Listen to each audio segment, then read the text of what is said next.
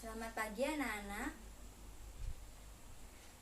Sebelum memulai belajar, marilah kita berdoa terlebih dahulu ya. Berdoa dipimpin oleh ketua kelas. Silakan ketua kelas memimpin berdoa. Terima kasih ketua kelas telah memimpin teman-teman untuk berdoa. Bagaimana kabar kalian hari ini anak-anak? Alhamdulillah kalau sehat. Apakah hari ini ada yang tidak masuk? Alhamdulillah kalau masuk semua.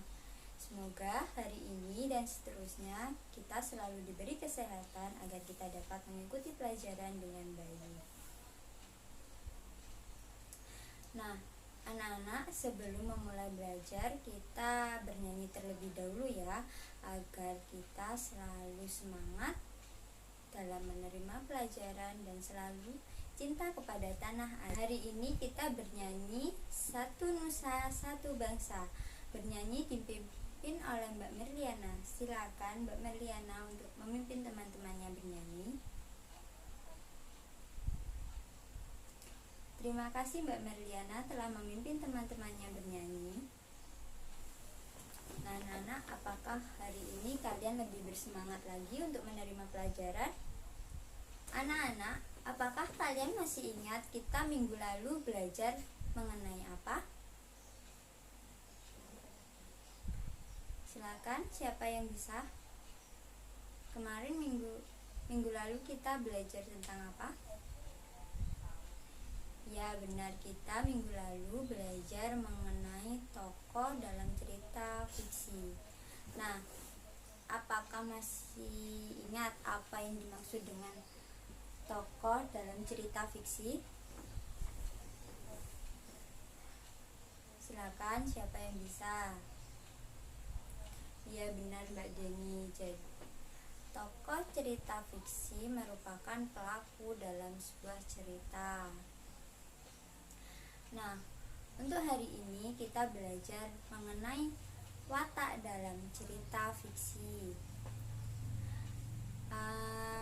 Apa ada yang tahu apa itu watak dalam cerita fiksi? Siapa yang bisa? Ya, silakan. Watak dalam cerita fiksi itu apa? Ada lagi yang bisa? Nah ya, jadi watak dalam cerita fiksi merupakan sifat yang melekat pada diri tokoh atau pelaku cerita. Nah, pembelajaran hari ini diharapkan siswa mampu membandingkan watak tokoh dalam cerita fiksi terjadinya Selat Bali. Sebelumnya, kalian apa sudah tahu watak tokoh dalam cerita fiksi itu ada berapa? Nah, kalau tidak tahu, sekarang Ibu minta kalian buka buku kalian di halaman 171 mengenai watak tokoh dalam cerita fiksi. Kalian baca, Ibu beri waktu 5 menit untuk membaca.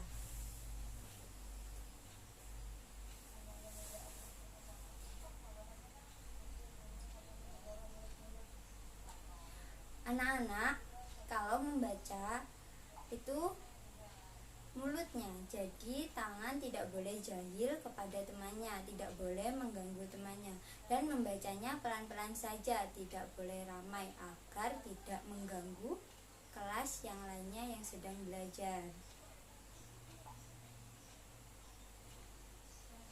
Itu Mas Agil kenapa jalan-jalan? Silakan duduk. Ibu beri waktu 5 menit kan untuk membaca materi mengenai watak tokoh dalam cerita fiksi.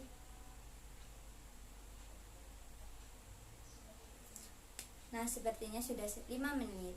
Sekarang kalian duduk yang rapi, kalian simak baik-baik penjelasan Ibu mengenai watak tokoh dalam cerita fiksi. Silakan duduk yang baik, tidak boleh ada yang jalan-jalan, tidak boleh ramai. Oh iya, itu Mas Azam, kenapa topinya kok masih dipakai? Kan tadi Ibu bilang tidak boleh memakai topi di dalam kelas. Silakan dilepas topinya.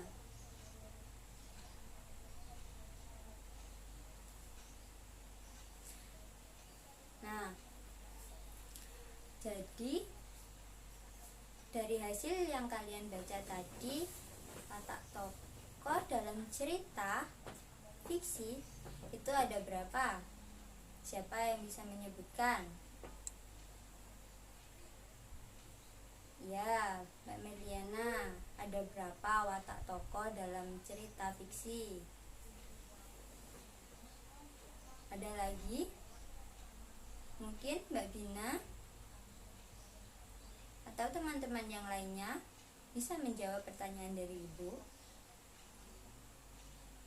Ya, silakan Mbak Dita. Ada berapa watak tokoh dalam cerita fiksi? Ya, benar. Anak-anak Ibu pintar sekali, Ibu beri dua jempol ya. Jadi, watak tokoh dalam cerita fiksi itu ada 4. Ada protagonis, antagonis, tritagonis, dan figuran. Protagonis merupakan tokoh yang menampilkan sesuatu sesuai dengan pandangan dan harapan pembaca atau penyimak cerita, yang menggambarkan watak baik atau positif. Nah, tokoh protagonis dapat menyita empati dan perhatian pembaca. Sedangkan tokoh antagonis merupakan kebalikan dari tokoh protagonis. Tokoh antagonis lawan dari tokoh protagonis. Tokoh antagonis menjadi salah satu tokoh yang menimbulkan konflik dalam cerita. Ia merupakan penggambaran watak yang buruk dan negatif, biasanya dibenci oleh pembaca dan penyimak cerita. Namun dalam beberapa cerita, pengarang juga memberikan porsi yang cukup banyak pada tokoh antagonis sehingga menyita perhatian dari pembaca cerita atau penyimak berita. Yang ketiga yaitu tritagonis. Tritagonis merupakan karakter penengah atau watak penengah yang memiliki sifat yang bijak. Nah, berfungsi sebagai pendamai atas penyelesaian konflik. Biasanya muncul sebagai tokoh yang menyelesaikan permasalahan dalam sebuah cerita. Nah, yang keempat yaitu figuran. Figuran merupakan tokoh atau peran yang kurang berarti dalam sebuah cerita. Figuran disebut juga peran pembantu. Berbeda dari penggolongan 3 tokoh sebelumnya yaitu protagonis, antagonis, dan tritagonis. Figuran digolongkan ke dalam jenis tokoh berdasarkan tingkat pentingnya peran. Nah, jadi itu penjelasan dari Ibu mengenai watak tokoh dalam sebuah cerita fiksi.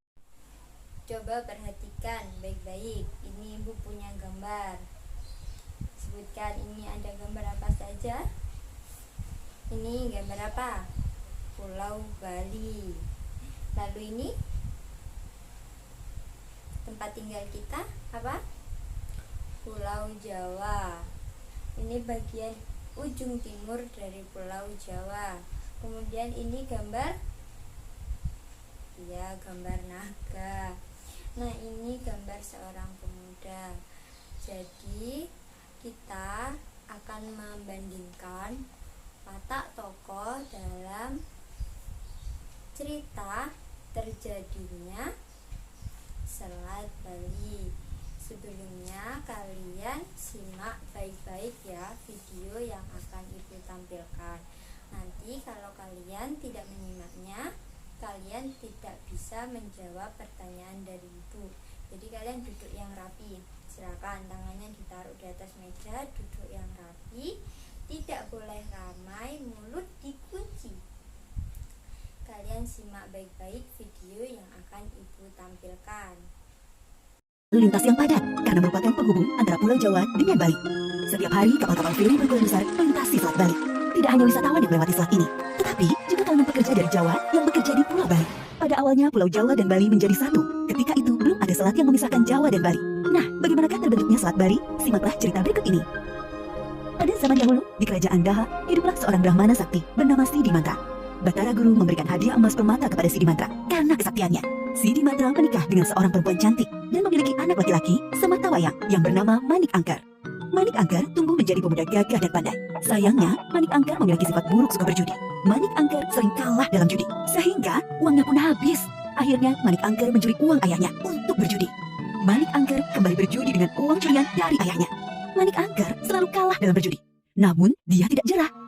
Manik Angkar mencuri uang ayahnya sampai habis. Siddhimantra terkejut melihat kotak perhiasannya kosong. Kemana uang-uangku?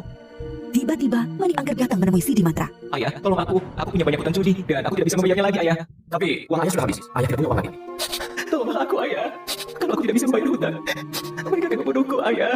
Siddhimantra kemudian bersemedi untuk memohon petunjuk para dewa. Hai Siddhimantra, di kawah Gunung Agung terdapat harta karun yang dijaga seekor naga bernama Besuki. Temuilah naga tersebut dan mintalah sedikit hartanya. Siddhimantra akhirnya memutuskan untuk menemui naga Besuki. Siddhimantra berjalan melalui hutan yang dihuni banyak binatang buas dan hantu. Sampailah Siddhimantra di kawah Gunung Agung.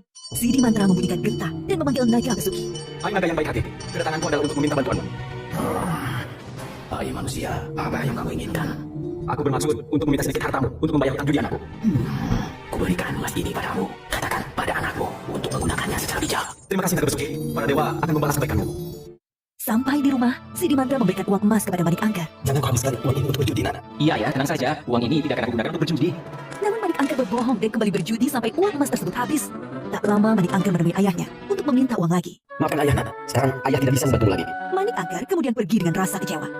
Di tengah jalan, Manik Angkar bertemu dengan temannya. Ayahmu itu mendapatkan uang emas dari naga yang tinggal di kawah Gunung Agung. Naga tersebut akan keluar dengan suara gentah dari ayahmu. Lalu Manik Angkar pulang ke rumah. Manik Angkar mengendap-endap mengambil genta ayahnya.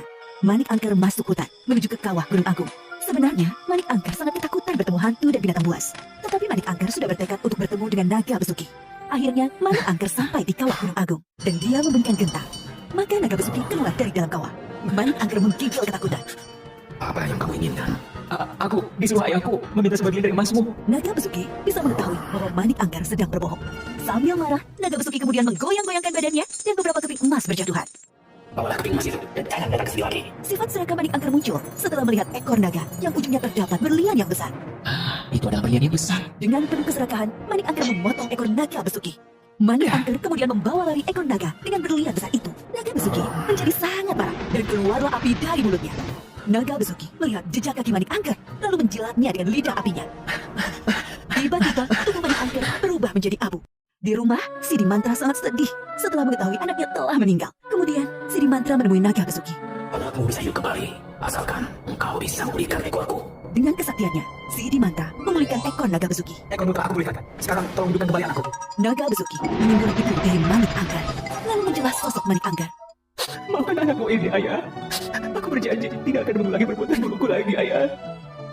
Ayah memaafkanku, tapi kita tidak bisa hidup bersama lagi. Mulai sekarang kamu harus hidup sendiri. Kemudian, Siddhimantra membuat garis dengan tongkatnya.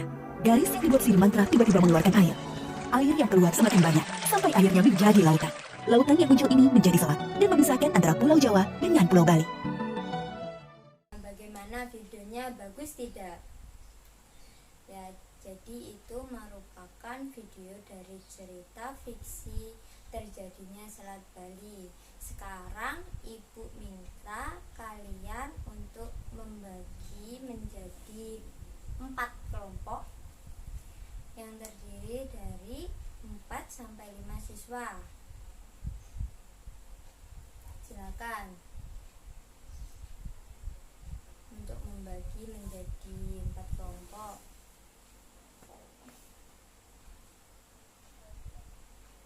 Bagaimana? Sudah selesai? Nah, kalau sudah selesai, ibu minta ketua kelasnya maju, ambil lembar kerja ke ibu. Ini ketua kelas, silakan bagikan lembar kerja kepada teman-teman kelompok yang lainnya. Anak-anak, apakah kalian sudah menerima lembar kerja yang telah dibagikan oleh ketua kelas? Nah, kalau sudah, kalian diskusikan bersama kelompok. Tidak boleh ramai, tidak boleh jalan-jalan. Nanti ibu akan berkeliling untuk mengecek semua siswa mengerjakan atau tidak. Nah, Kalau sudah mengerjakan, nanti Ibu minta setiap kelompok mempresentasikan hasil diskusinya ke depan. Ibu beri waktu 5 menit cukup untuk mendiskusikan. Nah, kalau cukup, sekarang silakan memulai berdiskusi. Ibu akan berkeliling untuk melihat diskusi kelompok kalian. Silakan dikerjakan, tidak boleh ramai. Kelompok 2, apakah ada yang ditanyakan atau ada kesulitan? Tidak. Ya, baik kalau tidak ada. Untuk kelompok 3, ada yang ditanyakan? Kelompok 4 atau kelompok 1? Baiklah, kalau tidak ada, memang murid-murid Ibu itu pintar-pintar sekali, Bu. Beri jempol 2 semua. Nah, sepertinya sudah 5 menit. Sekarang Ibu minta kalian presentasikan hasil diskusi dari kelompok kalian. Silakan, siapa yang mau maju duluan? Kelompok 1, silakan kelompok 1 untuk mempresentasikan hasil diskusinya.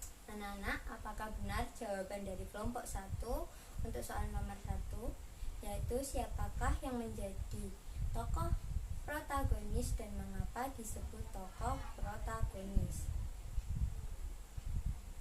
Ya, benar. Jadi tokoh protagonisnya yaitu si Dimantra, seorang brahmana dan ayah dari Angkeran. Nah, mengapa disebut tokoh protagonis? Karena ayahnya selalu memberi nasihat kepada anaknya dan selalu mengabulkan permintaan dari anaknya dan tidak tega melihat anaknya celaka. Nah, untuk soal nomor 2 dijawab oleh kelompok berapa? Kelompok 4. Silakan maju untuk mempresentasikan hasil kerjanya untuk soal nomor 2. Anak-anak, bagaimana jawaban dari kelompok 4 mengenai soal nomor 2? Siapakah yang menjadi tokoh antagonis dalam cerita terjadinya Selat Bali dan mengapa disebut tokoh antagonis? Ya, benar. Jadi yang menjadi tokoh antagonis yaitu Mani Angkeran. Mengapa dia disebut tokoh antagonis? Karena dia selalu menghambur-hamburkan uangnya untuk berfoya-foya, untuk berjudi, sampai-sampai mencuri uang ayahnya. Nah, untuk yang ketiga, siapa yang mau menjawab? Silakan maju. Ya, silakan Mbak Dina maju untuk mewakili kelompoknya.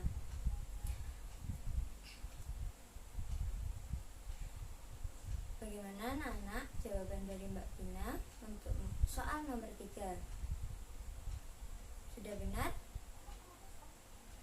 Ya, benar. Kalau siapakah yang menjadi tokoh tritagonis dalam cerita terjadinya Selat Bali dan mengapa disebut tokoh tritagonis? Nah, jadi tokoh tritagonis dalam terjadinya Selat Bali yaitu Naga Besuki.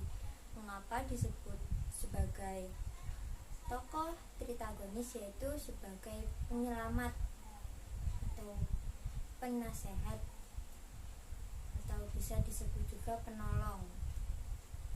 Dia yang menolong si Dimantra untuk membayar hutang-hutang anaknya, dan dia berniat untuk merubah sikap dari Mani Angkeran agar menjadi pemuda yang lebih baik. Untuk pertanyaan yang keempat, siapa yang mau menjawab? Mas Azam sebagai perwakilan kelompok, silakan Mas Azam maju untuk menyampaikan jawabannya hasil diskusinya tadi. Adakah yang menjadi tokoh figuran dalam cerita terjadinya Selat Bali dan siapa yang menjadi tokoh figuran? teman-teman yang lain, bagaimana jawaban dari Mas Ajam? Apakah sudah benar? Kenapa? Salah. Jadi jawaban yang benar apa? Ya, jadi tadi ada tokoh figuran yaitu istri dari Siddhimantra atau istri dari Brahmana atau ibu dari Mani Angkeran. Dia hanya ada sekilas dalam cerita. Dan jadi 4 soal tadi yang ibu bagikan, yang Mas Ajam bagikan tadi pada lembar kerja, itu ada tokoh, protagonis, antagonis, tritagonis, dan figuran. Nah, tadi siapa yang menjadi tokoh protagonis? Ayah dari Mani Angkeran, yaitu seorang Brahmana. Kemudian yang menjadi tokoh antagonis yaitu Mani Angkeran. Lalu yang menjadi tokoh penengah yang memiliki sifat bijak siapa? Ya, benar, Naga Basuki. Dan menjadi tokoh figuran yaitu ibu dari Mani Angkeran. Nah, dari soal-soal yang ibu berikan tadi dan dari pembelajaran hari ini, apakah anak-anak ada yang ditanyakan? Ya, kalau tidak ada, jadi kesimpulan dari pembelajaran pada hari ini yaitu tokoh merupakan pelaku cerita, sedangkan watak tokoh merupakan sifat yang dilekatkan pada diri pelaku cerita atau tokoh. Nah, tadi ada berapa watak tokoh dalam sebuah cerita fiksi? Ada 4. Apa saja? Protagonis, antagonis, tritagonis, dan figuran. Nah, kalau protagonis memiliki sifat bagaimana? Sifat baik. Kemudian kalau antagonis memiliki sifat pemarah atau sifat-sifat yang negatif seperti mencuri, seperti itu ya. Nah, kalau tritagonis merupakan penengah yang memiliki sifat bijak, sedangkan figuran yaitu tokoh pembantu dalam sebuah cerita. Nah, jadi itu kesimpulan pada pembelajaran hari ini. Nah, sebelum pulang, ibu memberi oleh-oleh kepada kalian. Ibu memberi pekerjaan rumah. Silakan dikeluarkan buku PR-nya dan tulis tugas yang ibu berikan. Silakan dikeluarkan bukunya. Sudah siap untuk menerima tugas yang ibu berikan? Nah, kalau sudah siap, silakan kalian tulis. Carilah sebuah cerita fiksi di buku atau di internet. Kemudian tentukan watak protagonis, antagonis, tritagonis, dan figuran dalam cerita fiksi tersebut, dan mengapa tokoh tersebut bisa dikatakan memiliki watak protagonis, antagonis, tritagonis, dan figuran. Bagaimana, sudah paham soal yang ibu berikan? Nah, kalau sudah paham, silakan sekarang kalian rapikan buku-buku kalian yang ada di atas meja, kalian masukkan ke dalam tas. Kita bersiap-siap untuk pulang. Sudah rapi? Nah, kalau sudah, silakan duduk yang rapi, tangan di atas meja. Nah, ketua kelas silakan untuk memimpin berdoa sebelum pulang.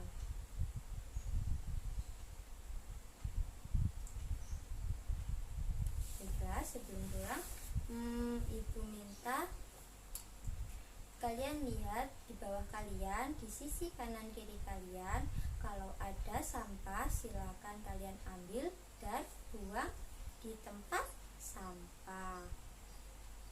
Baiklah, terima kasih telah mengikuti pembelajaran hari ini dengan baik. Semoga untuk pembelajaran berikutnya selalu baik seperti ini dan menjadi lebih baik. Kalau pembelajaran dimulai, tidak boleh ramai, tidak jalan-jalan, dan tidak main sendiri. Oh ya, untuk tugasnya tadi dikumpulkan minggu depan ya, jangan lupa. Nah, sekian pembelajaran pada pagi hari ini. Ibu ucapkan terima kasih. Semoga ilmu yang Ibu berikan bermanfaat. Akhir kata, wassalamualaikum warahmatullahi wabarakatuh.